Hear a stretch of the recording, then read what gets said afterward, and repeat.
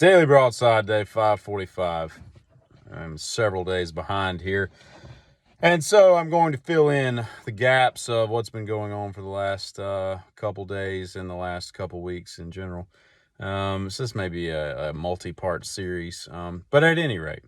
So a couple weeks ago, last Wednesday, I had what began with what turned into like an 11-day headache, which was riveting. It was just so exciting. Mostly that I attribute that to the fact that I just went cold turkey off of caffeine. I was becoming too reliant on caffeine.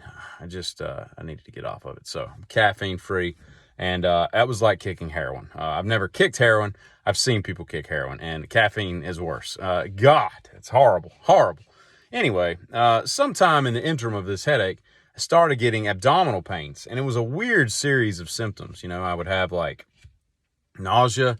I had a fever at one point, just discomfort, like I couldn't go to sleep. I could wake up in the middle of the night because I was uncomfortable. If I laid on my side, like everything hurt. At one point, I had like pins and needles in my sternum. It would just go all over, right? And it would like stay and then it goes somewhere else. And it was just a weird series of symptoms. So I went to the doctor. My doctor was closed for whatever reason. So I went to their version of their urgent care in their system. And so I go in there and the doctor looks at me, and I've got so many symptoms that he can't really name what the heck's wrong with me. So he thinks it's some kind of like gastritis or some kind of acid reflux or something. So they give me like omeprazole, and it doesn't do anything. So I take that for a little while, and it's not changing anything, right? And so long story short, a few days later, I go to my actual doctor, and she looks me over, and I've got a little bit different symptoms, but you know, the pain is basically just like it hurts when I breathe in, blah, blah, blah. And so she's like, yeah, I can't figure out what this is either, so I'm going to order a CAT scan. So I go get a CT scan this is like Friday. So then I go get a CT scan like Monday morning or Tuesday morning. I can't remember which. I go in there. They hook me up to the thing. You know, you feel like you're going to piss yourself. They scan your body, blah, blah, blah. They said, all right, you'll be done. I mean, I was in there in like 11 minutes. I'm out, right? I was in and out, gone. So I go on, do what I do that day and everything. And so the doctors like that, they say, well, they'll call you in 24 to 48 hours. So Thursday morning, I wake up, I log into my little portal to see if my results from my CAT scan were in there. And they are. So I'm reading them. And I've read tons and tons of autopsy reports, so I kind of understand how doctors speak.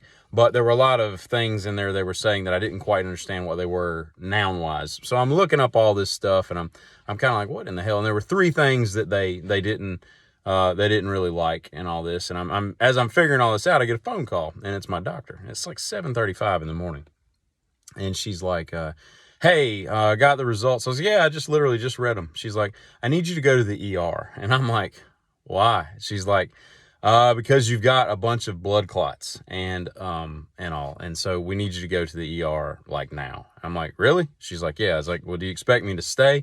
It's like, I would pack some clothes. And I was like, all right, cool. So I hang up. Now, a little bit about me. I told myself when I was a teenager, long time ago, that, you know, you're not getting out of this life alive, and that's cool. Just enjoy it while you're here. You know, make the most of it. I've always kind of prescribed to the Hunter S. Thompson, buy the ticket, take the ride kind of thing. And I told myself a long time ago when I was an early teenager, I was like, whatever happens to me, I'm not going to whine about it. I'm not going to cry about it. I'm not going to ask for sympathy. It's just not how I'm built. Because whatever it is, it's either something I've done to myself and I deserve it, or it's something out of my control. You know, if I was in recovery, I would so easily adopt the whole accept the things you can't change, because that's just how I live my life. So I'm sitting there and packing some clothes and all this and putting my contacts in. I'm getting ready to leave the house. I'm like, what the heck do I need?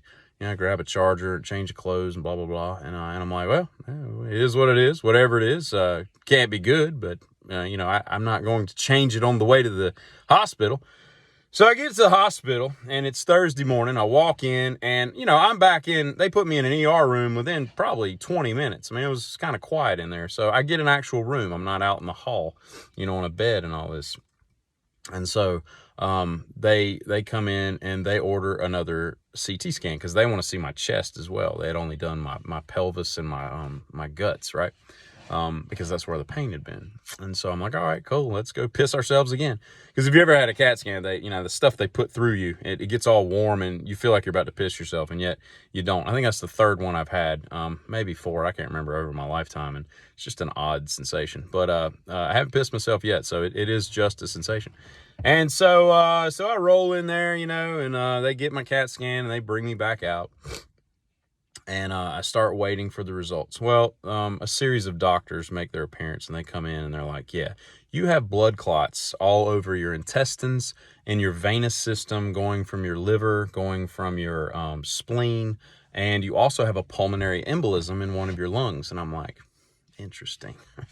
I was like, well, that would be my luck. Nothing is ever easy with me whenever I do get sick. It's always something stupid.